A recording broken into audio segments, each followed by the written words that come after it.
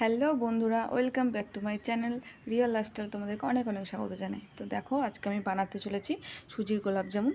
খুবই কম খরচ, খুবই কম খরচে খুবই সুন্দর একটি খাবার। তো আমার তো ভীষণ ভালো লাগে, জানি না তোমাদের কেমন লাগে। তো আজকে ভিডিওটা দেখতে থাকো, আশা করি তোমাদেরও ভালো লাগবে। তো দেখো, এখন আমি দুধটা বয়েল করে নিচ্ছি ফার্স্টেই। তোমার এখানে 2 প্যাকেট দুধ লাগলো। তো দুধটা আমি একটু ভালো করে নেড়ে চেড়ে নিচ্ছি, যেহেতু পাউডার দুধ তো লেগে গেলে অসুবিধা আছে। তো তোমরা এরকম অনবরত নেড়ে নেড়ে নেড়ে নেড়ে দুধটা বয়েল করে নেবে। তো আমার দুধ বয়েল করা হয়ে গেছে, গ্যাস বন্ধ করে দিলাম। এখন আমি কড়াইতে বসিয়ে দিলাম সুজিটা ভাজার জন্য। তো দেখো, আমি এখন সুজি নিয়েছি। তো আমি সুজিটা এখন হালকা করে ভেজে নেব। বেশি ভাজলে হবে না, হালকা করেই ভাজতে হবে। তো আমি পরিমাণ মতো সুজি দিয়ে দিলাম। তোমাদের যেরকম মিষ্টি বানাবে, যতটা পরিমাণে ততটাই সুজি দেবে। তো আমার সুজিটা ভাজা হয়ে গেছে, আমি দুধও দিয়ে দিচ্ছি অল্প অল্প করে। দেখো, আমি দুধ দিয়ে দিয়েছি। এটা ভালো করে নেড়ে নেড়ে করতে হবে যাতে না লেগে যায়। তখন আমি একটা প্লেটে সাদা তেল ইউজ করে নিচ্ছি, কারণ এখানে তোমরা ঘি ইউজ করলে ঘিও করতে পারো। আমি ঘি খাই না বলে, তো ওই জন্য আমি সাদা তেলটা ইউজ করলাম। তো আমার ডোটা এখন রেডি হয়ে গেছে। এটা এখন আমি নামিয়ে নিচ্ছি। এটা এখন ঠান্ডা হতে দেবো একটু উষ্ণ গরম অবস্থায়।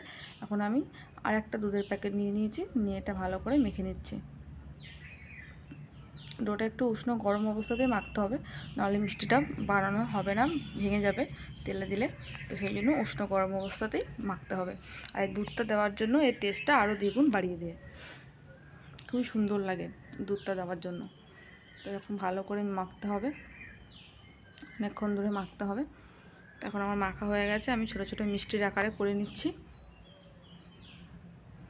এখন আমার সবগুলো রেডি হয়ে গেছে। তখন আমি কড়াইতে তেল দিয়ে দিই।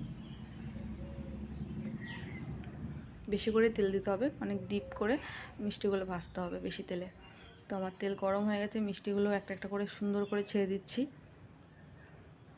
দেখো কত সুন্দর লাগছে। একদম লো ফ্লেমে ভাজতে হবে মিষ্টিগুলো। তো দেখো, আমার দুই একটা একটু ভেঙে ভেঙে গেছে, কিন্তু কোনো অসুবিধা নেই, খেতে খুবই ভালো লাগে। তো আমার মিষ্টিগুলো হয়েও গেছে, আমি এখন তুলে নিচ্ছি। আর এখন আমি মিষ্টির শিরাটা বানিয়ে নেব। তার জন্য আমি একটা প্যান বসিয়ে দিয়েছি, তার মধ্যে দেখো জল দিয়ে দিলাম। তো জলটা একটু গরম হয়ে গেছে, এখন চিনিটা দিয়ে দেবো। এরকম টকবক করে ফুটছে, তার মধ্যে আমি একটা এলাচ দিয়ে দিয়েছি, আমি দেখাতে ভুলে গেছি, তোমরা এলাচ দিয়ে দেবে একটা। তোমার মিষ্টিগুলো সবগুলো ভাজা হয়ে গেছে। তো দেখো, এখন আমি কড়াইতে রস ঢেলে নিয়েছি, কারণ অনেকগুলো মিষ্টি তো ওই জন্য কড়াইতে ঢেলে নিলাম। তো মিষ্টিগুলো এখন দিয়ে আমি 5 থেকে 6 মিনিট অবধি ঢেকে রেখে দেবো। দেখো, 5 থেকে 6 মিনিট ঢেকে রাখবে, তো তার মধ্যেই রেডি হয়ে যাবে। তো আমার মিষ্টি রেডি হয়ে গেছে। এখন আমি একটা বলে সার্ভ করে নিচ্ছি মিষ্টিগুলো। দেখতে কি সুন্দর হয়েছে না? খেতেও খুব সুন্দর হয়েছে। তোমরাও বাড়িতে ট্রাই করো, ভালো লাগবে।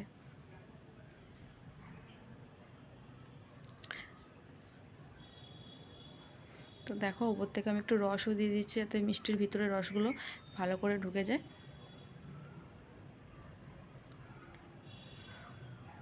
তো এই মিষ্টিটি ফ্রিজে রেখে খেলে আরও বেশি ভালো লাগে, জানো তো, ঠান্ডা ঠান্ডা খেলে খুব ভালো লাগে। তো দেখো, এখন আমি তোমাদেরকে দেখানোর জন্য দুটো মিষ্টি তুলছি। তোমরা দেখো ভিতরটা কত সুন্দর সফট হয়েছে। ওপরটা কড়া ভাজা, ভিতরটা কত সফট, খেতে দারুণ টেস্ট হয়েছে। যে দুধটা দিয়ে মেখেছিলাম না, তার জন্য মুখে যখনই পড়ছিল মানে খুবই সুন্দর লাগছিল, খুব সুন্দর হয়েছে। আমি সেটাই তোমাদেরকে দেখাচ্ছি, খেতে খুব ভালো হয়েছে। তোমরাও ট্রাই করবে কিন্তু বাড়িতে। আর কেমন লাগলো ভিডিওটি আমাকে প্লিজ তোমরা কমেন্ট করে জানিও।